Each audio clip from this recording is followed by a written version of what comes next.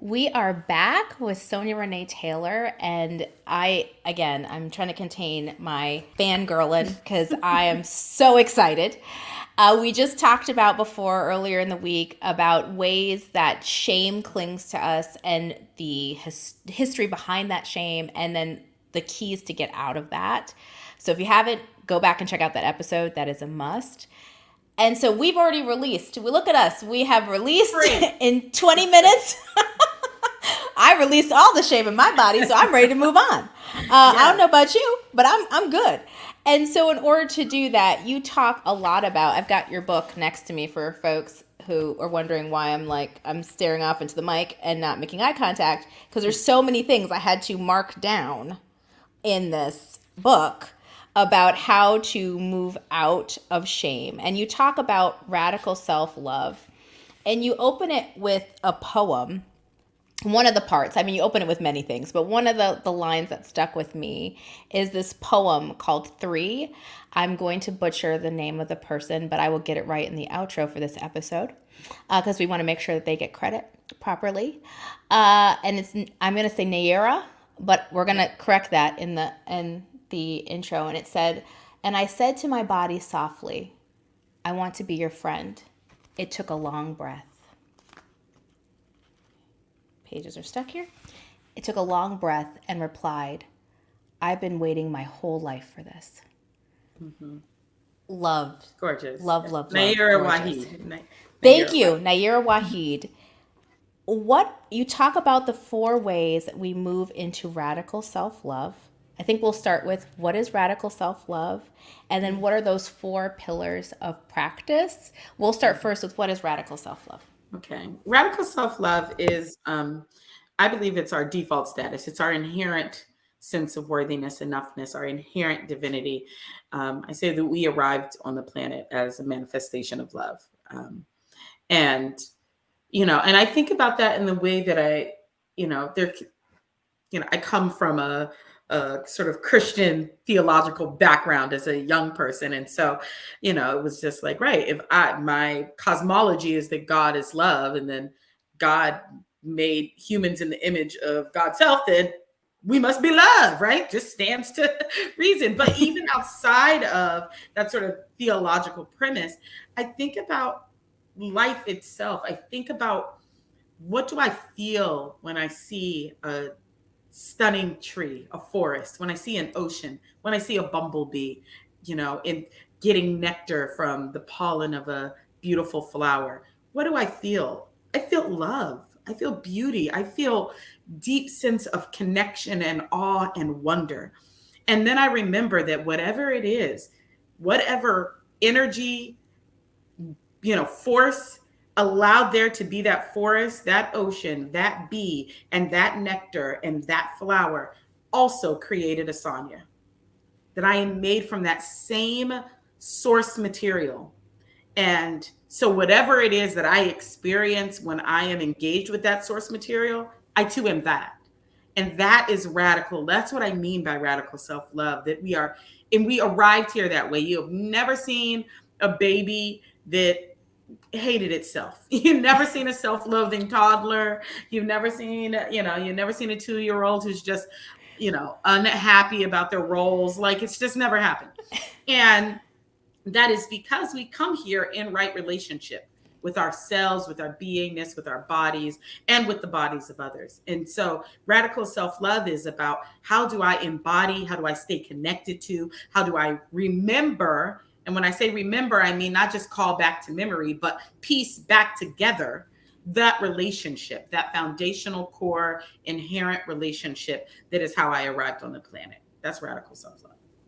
Which is beautiful. And you said so many of the key phrases that we talk about in this podcast, which is about opting in. And you talked about beauty, and you talked about, really, you're talking about joy. And you even mentioned that, you call that out, right? When you're talking about comparison, and you say, go get your joy, right? Go get that back. That when we leave behind shame and we leave behind struggle, we can fill that up with something so much more nourishing and so much more meaningful. And that is this beauty, that is this joy, and that is this community. And it matches perfectly to the 4 pillars of practice. Like I talk about, I really believe in our DNA as Black women that it's joy. We may not have seen it expressed the way we deserve to see it in the past, but it's joy. It is beauty. It is community. It is that connection. And to that point, you talk about, well, how do we get there, right? What is the ways to get to radical self-love? And you talk about 4 pillars. The first one is taking out the toxic. The second one is mind matters. The third is unapologetic action. And the fourth is collective compassion. Yeah. And I want us to run through those ones. And I really want to focus on the third and the fourth, but I'll prompt us to that. But I would love to have you walk us through those 4 pillars of practice to get to radical self-love.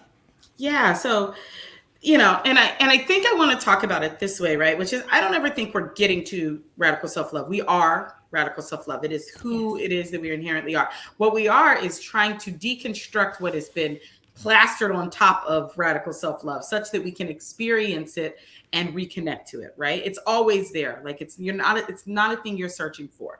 The question is, what has gotten in between me and who I've always been, right? Like that's what I ask us to kind of strip away. And so taking out the toxic as the first pillar is the invitation to be like, where are the messages that are not conducive to radical self-love? Where are the messages that really reaffirm my sense of scarcity, my sense of lack, my sense of not enoughness, my sense of disconnection, my sense of sort of like constant criticism? Where are the messages and stories that I abide in on a regular basis and that I also consume in my everyday life that are going to keep that story of you're not enough going on loop?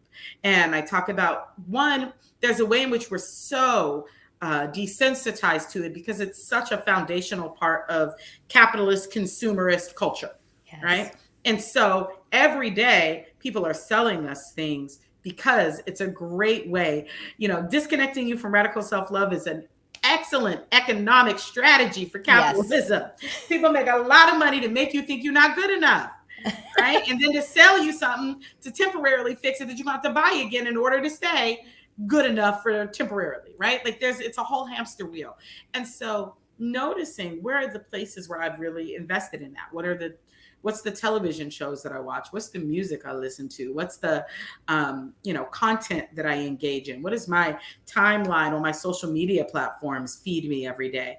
Where is it that I am inside of this toxic story of shame and not enoughness, of comparison, of scarcity, of I'm going to be good enough when insert external goal here, right? Where are the places where I've really taken that on consciously or subconsciously? And can I start raising that to consciousness? And then can I start intentionally opting out of those things? Can I start saying, I don't actually have to listen to that? And I recognize that, a lot of this are things that we've been in for such a long time that we don't even think about it. And so, the invitation is, can I begin to lessen it? Can I be like, all right, I know I usually binge watch, all 8 episodes of Housewives, but tonight maybe I'm only going to watch 1 episode, and then I'm going to spend the other time cultivating something that actually feels a little bit more elevated inside of my spirit, right? And beginning to first take inventory and then be like, all right, how do I begin playing with these ratios, right? Such that I have more spaciousness to opt into the things that are actually in resonance with radical self-love. That's the taking out the toxic piece. Which is beautiful and true. It can be gradual, right? It doesn't have to. You could just turn down the volume of all the noise that comes at us on the daily, with intention. Like you said, maybe it's, I don't know, you're coming for the audience with this Housewives bit. I've never been transferred. It's always a read. Sorry. But I've never actually seen them. I feel really left out because I'm from DC. I'm in DC and they film around here, but the Potomac women. But I get your point is very resonant. Like it's just turning down the volume. And then you talk a little bit about the second pillar is once you've turned down the volume about mind matters. Can you explain a little bit about that? Yeah. So once you've turned down that volume, and I mean both the external volume, right, of like the things you're taking in, but also your own negative self-talk, also the ways in which you talk about yourself, your own language of comparison and criticism around your own beingness, right? So once you've raised it to consciousness, and now you're like, okay, I have begun to turn down the volume on some of that noise. I have spaciousness. I have room. What am I going to do with that room? Right? Like, basically, I have cleared my mind of a lot of negative chatter. And now, if I don't put something in it, the negative chatter is going to come right back. It's all going to come right back in. There is always a commercial waiting for you, no matter Yep. where you are. Right. And so, Mind Matter says, what are the things and practices that I can put in place that begin to help combat some of that more sort of negative deficit based thinking and content that I was taking in. And so I suggest things like meditation with mantras. I'm like, what's the sticky place? What's the like story that you're still finding very hard to disengage in around your own sense of identity or enoughness, whether it's in the body or in the corporal body or in some other element of our bodiness? Where's that story? And what's the opposite narrative that you can begin to tell yourself, that you can begin to practice with? What does it look like to take 5 minutes every day and just immerse yourself in that narrative? What does it look like to put, sweet Post-it notes about yourself around your house? What is just small things that say, I'm going to actually choicefully feed back into myself that which feels in resonance with radical self-love. And because when we don't, like, I feel like all of our social landscape is like a war for attention, right? Who's Oh, going for to get sure. my attention, right? And if you aren't giving yourself the attention with the things it is, with the content it is that is going to be most edifying for you, life has already set it up to be vying for your attention with some BS. So then the option is, how do I begin to practice with myself to really elevate what it is that I want to cultivate in my garden now that I've pulled out some weeds? And that leads us to the third pillar, which is about unapologetic action. And you talk about in the book that pillar 3 invites you to take yourself on a body expedition and discover your own remarkable landscape. And then you go on to say, not only have we avoided intimately knowing our bodies, which is like, people literally do not know what the vagina is. I do not want to say how many days old I was when I learned the difference between the vulva and the Vulva vagina. and the vagina. Shameful for me. I'm like, this is a societal Well, no, shame it's that, shame for our culture, right? yes, Shame for patriarchy that allows people with, yes, vulvas to be so disconnected from them that we might not yes. even know the word. Yes, what a societal shame. So not only have we avoided intimately knowing our bodies, like we can't map them out, we have forgotten that our bodies like doing stuff: walking, dancing, running, having sex. And so what I love about this is, one, I have taken to calling exercise joyful movement, because I don't want to exercise anymore in my life anymore. I know that's But right. I just don't. I hate exercise, but I love joyful movement. And so there's a piece of that we talk about. Unapologetic action is getting to know your body more than just knowing what it's like on a map, or even sexually. Like, 'cause again, when you say that out loud, people just go immediately to, yeah, I should probably know my body sexually. I should probably know what body part goes where and what's happening, take a health class again. But for me, what struck me was the in between, the way that we just show up in the world. Do you know what you like to do with your body in movement, in existence? Do you like laying in bed and great sheets? Do you like That's wearing right. cotton or linen? It's those smaller pieces that you have to know that before you even get to, like, oh, what sexually, who am I sexually as a being? And Right. where is well, please do find out where your vulva, please don't be me. Do find out the difference. But there's those pieces that have to almost be foundational. So how do we Yes. take unapologetic action? So I think it's you just described what is this beautiful invitation of exploration into sensory experiences with your body, right? Like, what feels good. And I think, again, we take that to like mean sex, but it's like, no, at the micro level. You know what feels good? Several times this week, I've gone outside of just in an Airbnb, and I've gone outside and I sat on the stoop because the sun on my shoulders feels so good. And it was like, oh, I'm just going to go have that little moment of physiological pleasure, right? It's just that.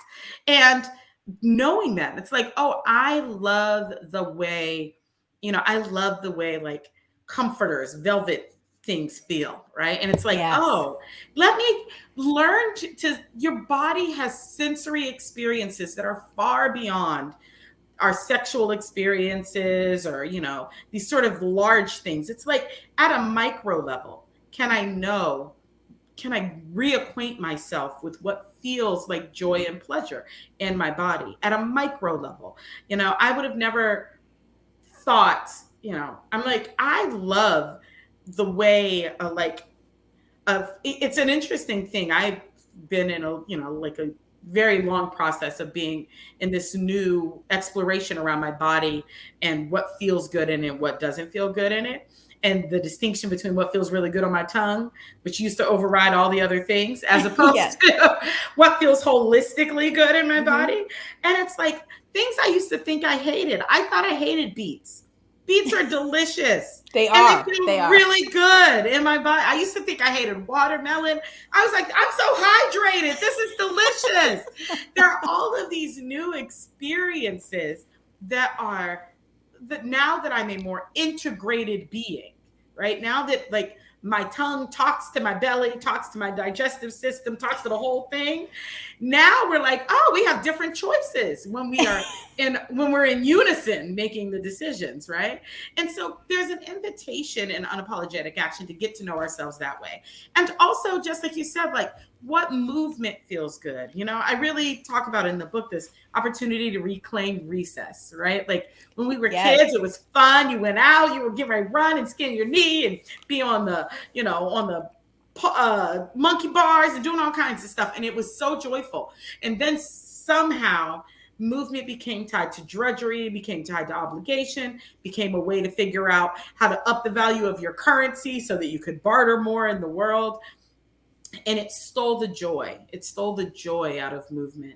And so it's an invitation to reclaim what kind of action in my body feels joyful, feels like fun, feels like, I was like, I am so excited to go home to my family and go play in the sprinklers. I was like, I ain't played no sprinklers since I was like 9 or 10.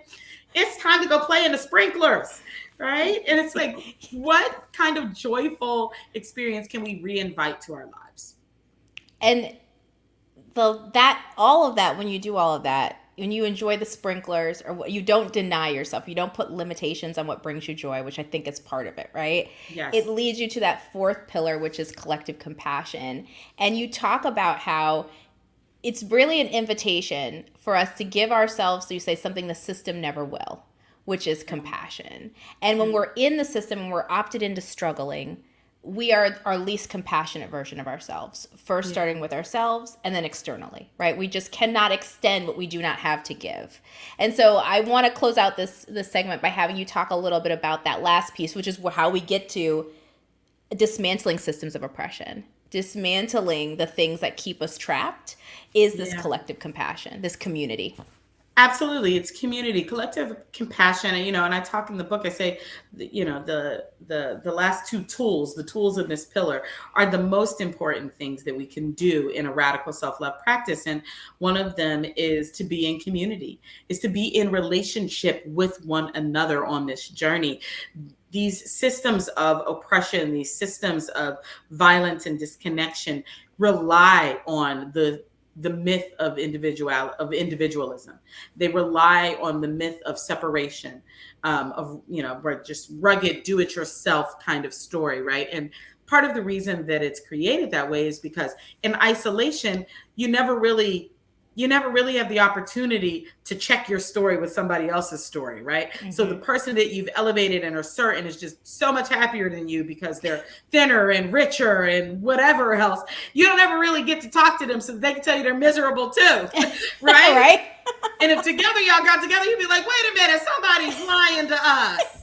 But we stay in these separate little cocoons, festering in our own shame and in our own stories of not enoughness that we never realize we're all being duped. And community is how we get out of that cocoon of illusion, that story of not enoughness. And then from that place, we build power. What happens when we collectively feel enough? Then we collectively decide that these things that have been telling us we're not even messing with anymore, right? And if we are collectively not messing with those things anymore, then they don't have the power that they had. They don't have the economic power. They don't have the social capital. They become ineffective. And that's how systems begin to fall, right? Like it's that kind of community relationship building that builds power, and collective action is one of the key pieces in allowing radical self-love to transform our societies, right? And then, tool number 10, the last tool of all the tools, is give yourself some grace.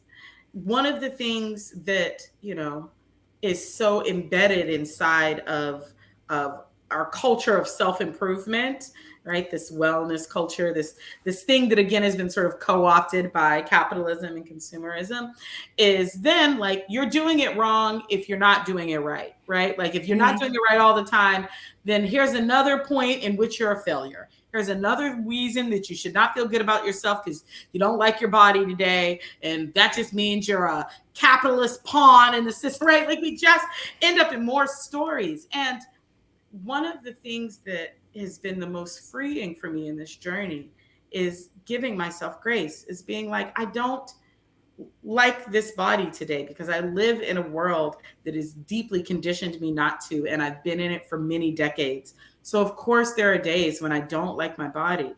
Can I love Sonya who doesn't love her body? Can I make her not bad and wrong? Can I not be the system beating and bludgeoning her for some perceived failure? Because there's already a whole world that's going to do that. What's the thing that she needs that the rest of this system isn't going to give her? Love and patience and compassion. A place to say, it's okay, Sonya, who doesn't love your thighs today. It's okay, Sonya, who doesn't feel like she's enough today. It's okay. I love you. I love you, Sonya, that doesn't think she's enough.